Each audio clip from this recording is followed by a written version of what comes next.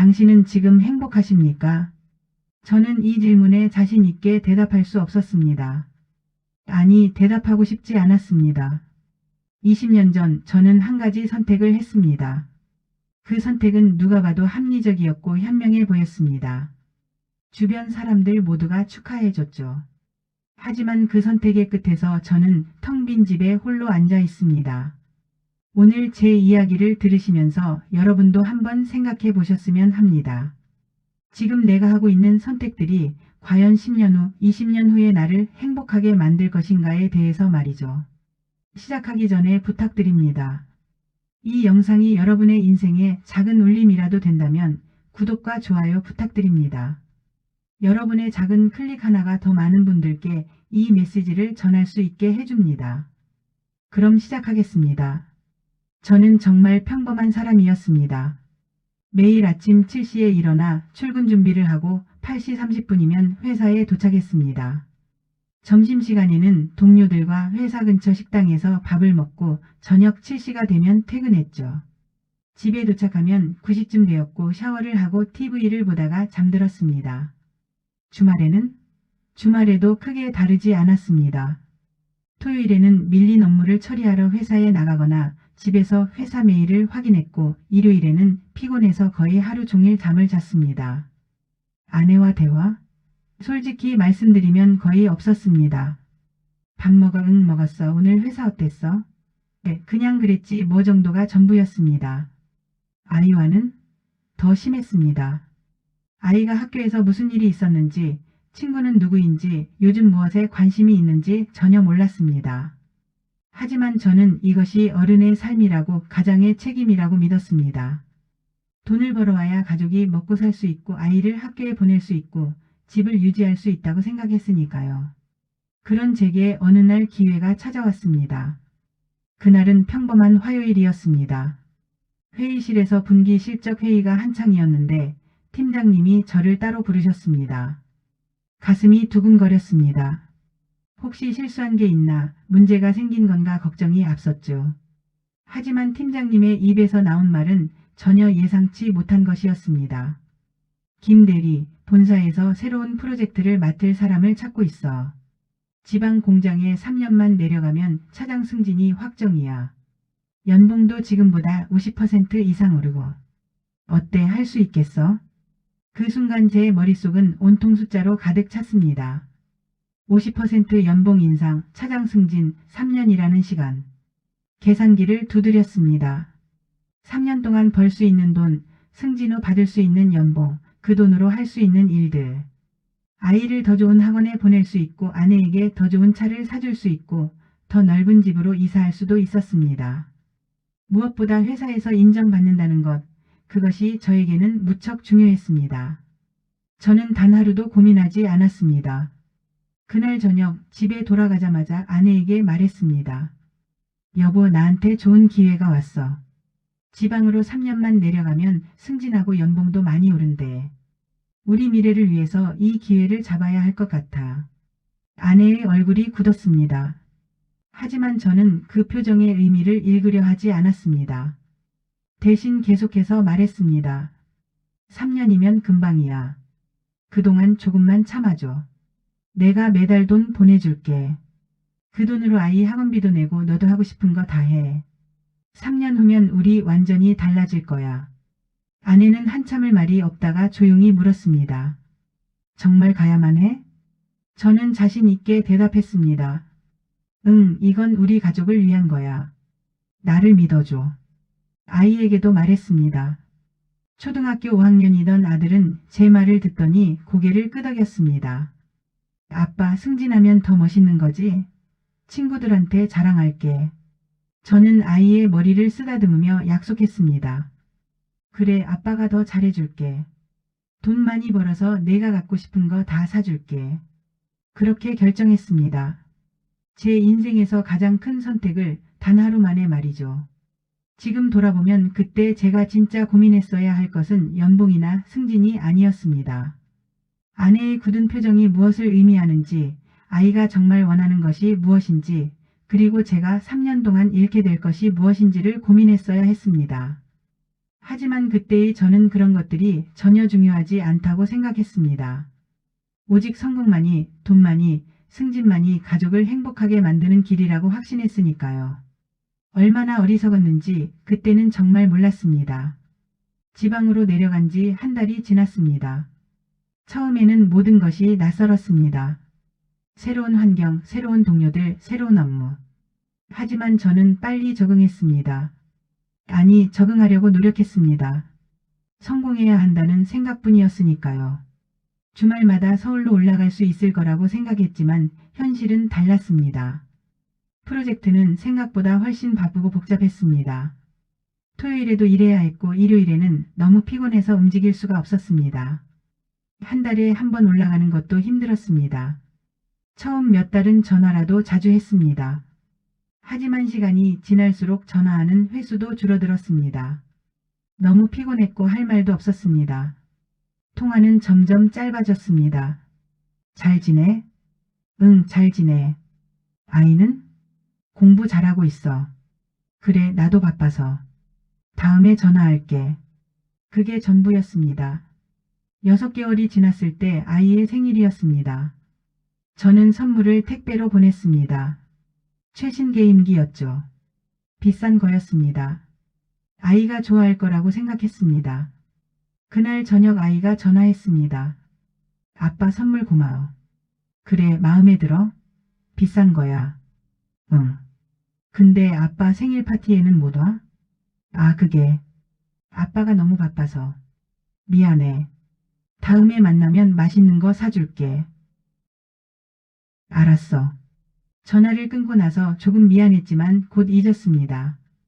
일이 너무 많았으니까요. 돈으로 보상하면 된다고 생각했습니다. 1년이 지났습니다. 그 사이 저는 많은 것을 놓쳤습니다. 아내의 생일, 결혼기념일, 아이의 학예회, 부모님의 칠순잔치. 모두 중요한 프로젝트 일정과 겹쳤습니다. 대신 돈을 보냈습니다. 용돈을, 선물을, 축의금을. 제 통장의 숫자는 점점 커졌지만 가족과의 대화는 점점 줄어들었습니다. 어느 날 아내가 전화로 말했습니다. 내가 요즘 몸이 안 좋아서 병원에 다니고 있어. 저는 놀랐습니다. 뭐? 무슨 병인데? 왜 진작 말 안 했어? 말해봤자. 내가 올 수도 없잖아. 걱정만 시키기 싫어서. 병원비는 충분히 보낼게. 좋은 병원 가. 그래. 그게 전부였습니다. 저는 병원비를 보냈고 그것으로 제 책임을 다했다고 생각했습니다. 2년 차가 되었습니다. 어느 날 회사에서 급한 연락이 왔습니다. 아내가 수술을 받는다고. 큰 수술은 아니지만 그래도 보호자가 있어야 한다고. 저는 달려가려고 했습니다. 하지만 그날은 본사에서 임원들이 내려와 실적 점검을 하는 날이었습니다. 팀장님이 말했습니다. 김 차장, 오늘 빠지면 안 돼. 이번 평가가 내 승진을 결정하는 거야. 부인 수술이라면 큰 수술도 아니라며? 부인 동생이나 친구가 대신 있어줄 수 있지 않겠어? 저는 고민했습니다. 길지 않은 고민이었습니다. 회사에 남았습니다. 아내에게 전화했습니다. 미안해, 오늘 정말 중요한 날이라서 못 갈 것 같아. 동생한테 부탁해. 내가 병원비 더 보낼게. 전화 너머로 긴 침묵이 흘렀습니다. 그리고 아내의 목소리가 들렸습니다. 알았어. 조심해서 일해. 목소리가 떨리는 것 같았지만 저는 묻지 않았습니다. 물어봐도 소용없다고 생각했으니까요. 그날 저녁 프레젠테이션은 성공적이었습니다. 임원들이 제 성과를 칭찬했습니다. 술자리에서 팀장님이 귀띔해줬습니다. 김 차장, 이번에 승진 확실해. 축하해. 기뻤습니다. 정말 기뻤습니다. 3년의 노력이 드디어 결실을 맺는 순간이었으니까요. 집에 전화했습니다. 아내에게 좋은 소식을 전하고 싶었습니다. 여보, 나 승진 확정됐어. 드디어. 아내는 조용히 대답했습니다. 그래, 축하해. 목소리에 감정이 없었습니다. 저는 아내가 피곤해서 그런 거라고 생각했습니다.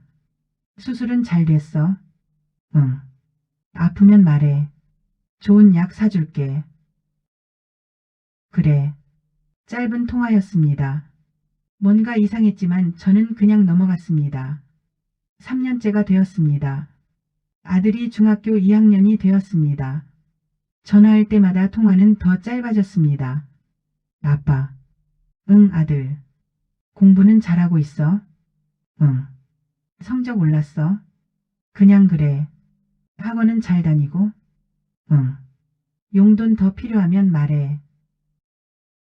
알았어. 그게 전부였습니다. 더 이상 아들은 학교 이야기도 친구 이야기도 하지 않았습니다. 저도 묻지 않았습니다.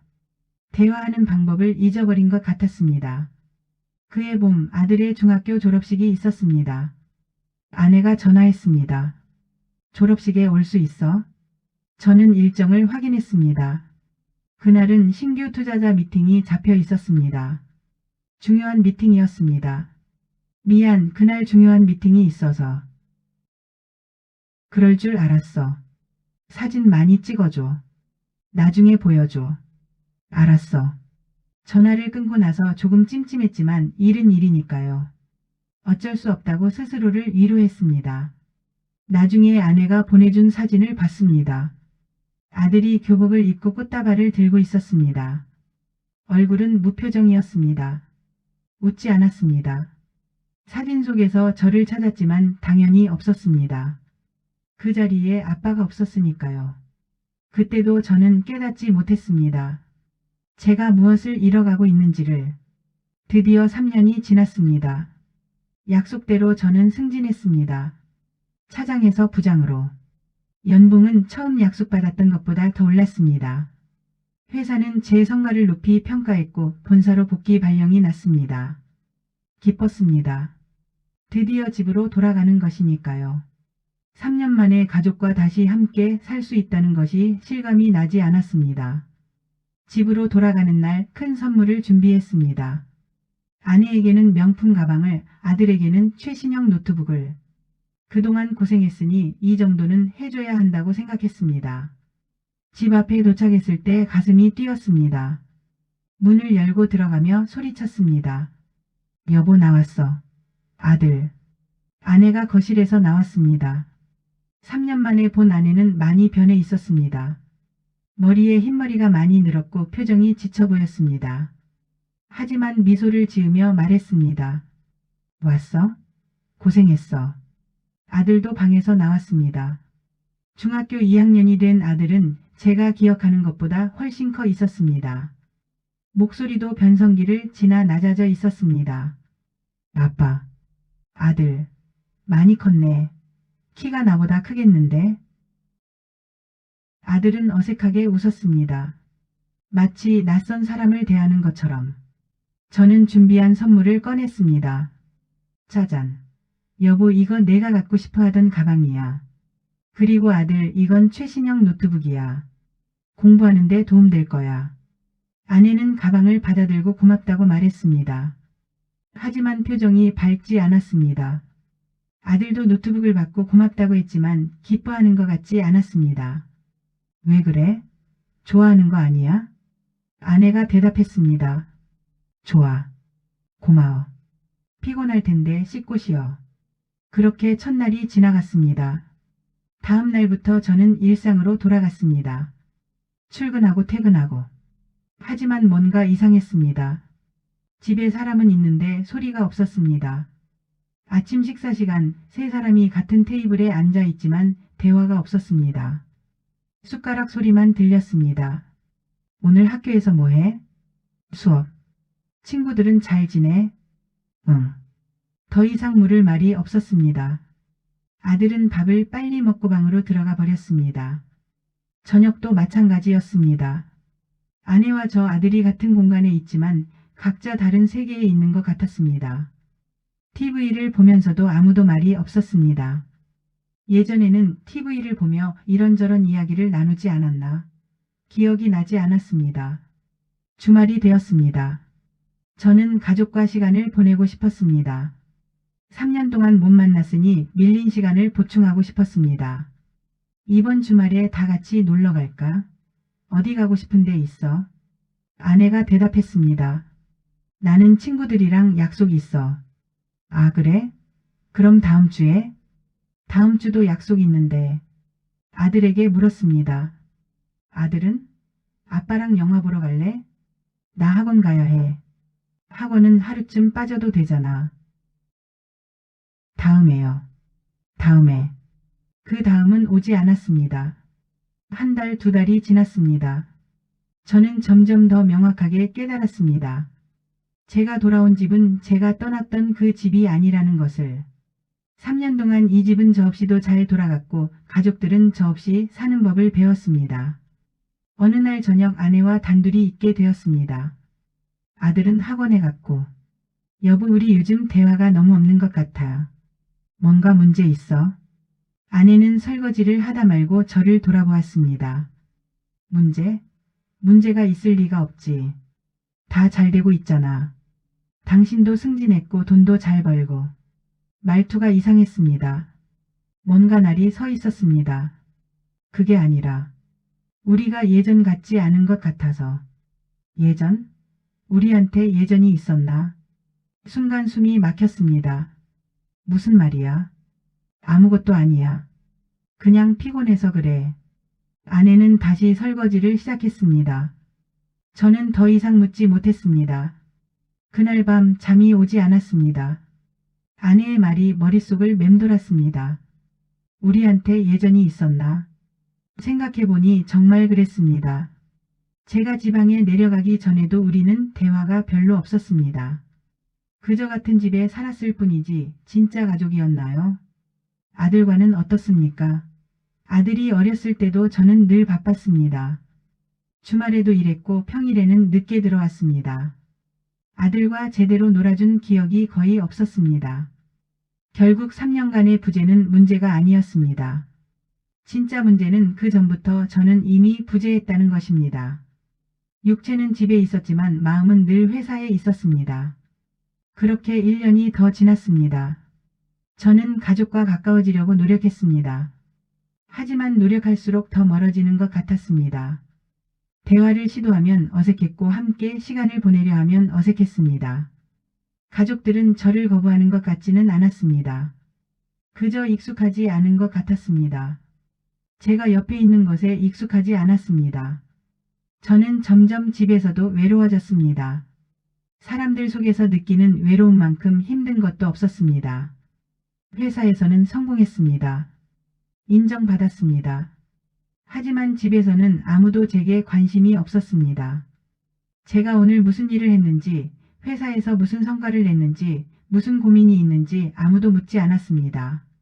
마찬가지로 저도 가족들에게 묻지 않았습니다. 물어봐야 대답이 짧았고 대화가 이어지지 않았으니까요.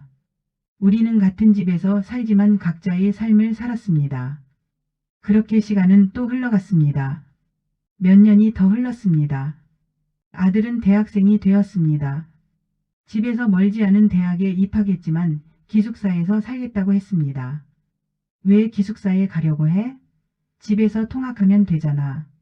아들이 대답했습니다. 그게 더 편할 것 같아서요. 더 편하다. 집보다 기숙사가 더 편하다는 말이었습니다. 제가 물었습니다. 아빠랑 있는 게 불편해?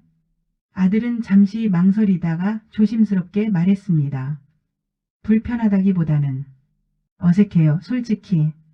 아빠랑 뭘 어떻게 얘기해야 할지 모르겠어요. 그 말이 가슴에 박혔습니다. 미안하다. 아빠가 그동안 너한테 소홀했구나. 아니에요. 이해해요. 아빠 바쁘신 거 알아요. 그냥 우리는 원래 이렇잖아요. 원래 이렇다. 맞습니다.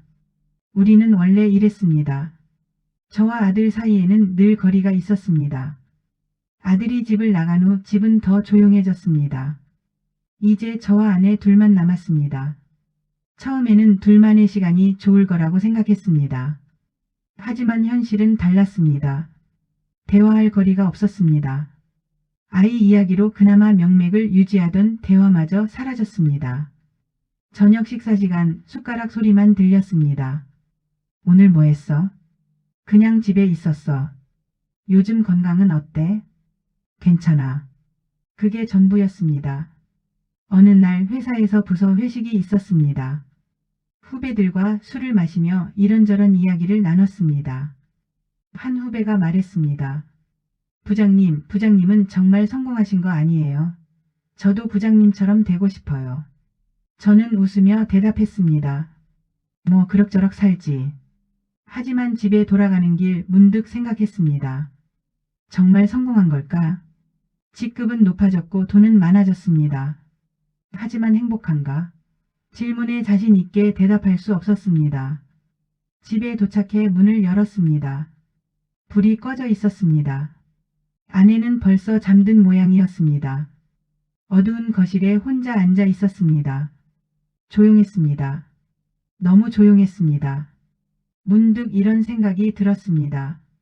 내가 지금 죽으면 누가 제일 먼저 알아챌까? 회사 사람들일 것입니다. 출근하지 않으면 전화가 올 테니까요. 가족들은? 아내는 제가 며칠 출장 간 줄 알 수도 있겠죠. 아들은? 한참 후에 연락이 가겠죠. 슬펐습니다. 제 존재가 이렇게 가벼운 것이. 시간이 더 흘렀습니다. 저는 퇴직을 앞두게 되었습니다. 정년이 얼마 남지 않았습니다. 회사에서는 명예롭게 퇴직할 수 있도록 준비해 주었습니다. 송별회도 크게 열어줬습니다. 많은 사람들이 축하해 줬습니다. 고생하셨습니다. 존경합니다. 본받고 싶습니다. 감사했습니다. 하지만 한편으로는 공허했습니다. 퇴직 후 무엇을 할까 생각했습니다. 취미도 없었고 친구도 별로 없었습니다. 회사 사람들과의 관계가 전부였는데 퇴직하면 그것도 끊기겠죠. 가족들과 시간을 보낼 수 있겠다고 생각했습니다. 하지만 정말 그럴 수 있을까요? 지금도 대화가 없는데 퇴직한다고 갑자기 대화가 생길까요? 퇴직하는 날 집에 일찍 들어갔습니다. 여보, 나 오늘 퇴직했어. 아내가 TV를 보다가 고개를 돌렸습니다. 그래, 고생했어. 이제 좀 쉬어. 그게 전부였습니다. 축하 파티도 없었고 특별한 말도 없었습니다. 저는 소파에 앉아 멍하니 TV를 봤습니다. 아내도 옆에 앉아 TV를 봤습니다. 하지만 우리는 다른 프로그램을 보고 싶어 했습니다. 결국 저는 방으로 들어갔습니다. 침대에 누워 천장을 바라봤습니다. 이제 뭘 하지? 답이 없었습니다. 평생 일만 했는데 일이 없어지니 무엇을 해야 할지 몰랐습니다. 다음 날부터 집에 있었습니다. 아침에 일어나 밥을 먹고 TV를 보고 낮잠을 자고 저녁을 먹고 또 TV를 보고 잤습니다. 일주일, 한 달, 석 달이 그렇게 지나갔습니다. 아내는 여전히 자기 생활이 있었습니다. 친구들을 만나고 운동을 하고 봉사활동을 했습니다. 저는 그저 집에 있었습니다. 아들은 가끔 전화했습니다. 안부를 묻는 짧은 전화였습니다. 아빠 잘 지내세요? 응, 잘 지내. 심심하지 않으세요? 괜찮아. 너는 잘 지내고? 네, 잘 지내요. 더 할 말이 없었습니다. 어느 날 거울을 봤습니다. 늙은 남자가 보였습니다. 흰 머리, 주름진 얼굴, 구부정한 어깨. 내가 이렇게 늙었나? 그리고 문득 깨달았습니다. 저는 인생의 대부분을 회사에서 보냈습니다. 가족보다 회사를 먼저 생각했고 사랑보다 성공을 우선시했습니다. 그 결과가 지금의 저입니다. 돈은 있지만 외롭고 직급은 높았지만 공허하고 성공했지만 불행한 사람. 후회가 밀려왔습니다. 어느 겨울밤이었습니다. 저와 아내는 거실에 앉아 있었습니다. TV에서는 어떤 드라마가 나오고 있었지만 둘 다 제대로 보지 않았습니다. 그때 아내가 갑자기 TV를 껐습니다. 그리고 저를 돌아보며 조용히 말했습니다. 당신 알아? 뭐? 아내는 한참을 망설이다가 입을 열었습니다. 당신은 늘 옳은 선택만 했지. 갑자기 무슨 소리인가 싶었습니다. 승진할 때도, 발령받을 때도, 프로젝트 선택할 때도. 당신은 항상 합리적이고 현명한 선택을 했어. 주변 사람들도 다 인정했고. 나도 그땐 반대할 수 없었어. 아내의 목소리가 떨렸습니다. 그런데 말야. 응? 우리는 늘 혼자였어. 그 말이 가슴에 꽂혔습니다. 당신이 옳은 선택을 할 때마다 우리는 조금씩 멀어졌어. 당신이 성공할 때마다 우리 사이엔 침묵이 쌓였어. 아내의 눈에 눈물이 고였습니다. 아이 생일 때, 내 수술날에, 아이 졸업식 때. 당신은 늘 없었어. 하지만 나는 이해했어. 당신이 우리를 위해 일하는 거라고 믿었으니까. 여보. 근데 지금 보니까 당신은 우리를 위해서가 아니라 당신의 성공을 위해 일한 거였어. 우리는 그냥 당신 성공의 명분이었을 뿐이야. 말문이 막혔습니다. 미안해. 그 말밖에 할 수 없었습니다. 미안하다는 말 필요 없어. 지금 와서 미안하다고 뭐가 달라져? 시간은 안 돌아와. 아이의 어린 시절도 우리의 젊은 날도. 아내가 일어섰습니다. 나는 지금도 당신이 옳은 선택을 했다고 생각해. 당신 기준에서는. 하지만 우리 기준에서는. 우린 늘 혼자였어. 그리고 방으로 들어가 버렸습니다. 저는 어두운 거실에 홀로 남았습니다. 아내의 말이 계속 맴돌았습니다. 당신은 늘 옳은 선택만 했지만 우리는 늘 혼자였어. 맞습니다. 저는 늘 옳은 선택을 했습니다. 객관적으로 보면 합리적이고 현명한 선택이었습니다. 하지만 그 선택들이 모여서 만든 것은 성공이 아니라 외로움이었습니다. 그날 밤 잠들지 못했습니다. 과거를 떠올렸습니다. 20년 전 그날 팀장님이 제안했을 때 만약 제가 거절했다면 어땠을까요? 승진은 못했을지도 모릅니다. 돈도 덜 벌었겠죠. 하지만 아이의 생일에 함께 있을 수 있었을 겁니다. 아내의 수술날 손을 잡아줄 수 있었을 겁니다. 아들의 졸업식에서 사진을 찍을 수 있었을 겁니다. 그 작은 순간들, 당시에는 중요하지 않다고 생각했던 순간들, 그 순간들이 사실은 인생에서 가장 중요한 순간들이었습니다. 저는 그것을 너무 늦게 깨달았습니다. 다음 날 아들에게 전화했습니다. 아들아, 아빠 목소리 들려? 네, 왜요? 그냥 미안하다고 말하고 싶어서. 갑자기 왜요? 아빠가 너한테 좋은 아빠가 못됐구나 싶어서. 내가 어렸을 때 너랑 더 많이 놀아줬어야 했는데, 내 이야기를 더 들어줬어야 했는데. 전화 너머로 침묵이 흘렀습니다. 괜찮아요, 아빠. 아니야, 괜찮지 않아. 아빠는 너한테 돈은 많이 줬지만 시간은 주지 않았어. 선물은 많이 줬지만 관심은 주지 않았어. 아빠가 잘못했어. 너무 늦었지만 그래도 말하고 싶었어. 아들이 조용히 대답했습니다. 이제라도 말해줘서. 고마워요. 전화를 끊고 나서 한참을 울었습니다. 성인이 되어서 처음 우는 것 같았습니다. 저는 후회합니다. 그때 그 선택이 내 인생을 이렇게 바꿔놓을 줄은 정말 몰랐습니다. 만약 다시 돌아갈 수 있다면 저는 달리 선택하겠습니다. 조금 덜 벌더라도 곁에 있는 인생을 택하겠습니다. 승진하지 못하더라도 아이의 생일에 함께 있는 아빠가 되겠습니다. 인정받지 못하더라도 아내의 손을 잡아주는 남편이 되겠습니다. 하지만 시간은 돌아가지 않습니다. 그것이 인생입니다. 지금 이 영상을 보시는 여러분께 묻고 싶습니다. 여러분은 지금 어떤 선택을 하고 계십니까? 성공을 위해 가족을 희생하고 있지는 않으십니까? 돈을 위해 사랑하는 사람들과의 시간을 포기하고 있지는 않으십니까? 나중에라는 말로 소중한 순간들을 미루고 있지는 않으십니까? 제 이야기가 여러분께 교훈이 되었으면 합니다. 일도 중요합니다. 성공도 중요합니다. 돈도 중요합니다. 하지만 그것들이 전부는 아닙니다. 진짜 중요한 것은 사랑하는 사람들과 함께하는 시간입니다.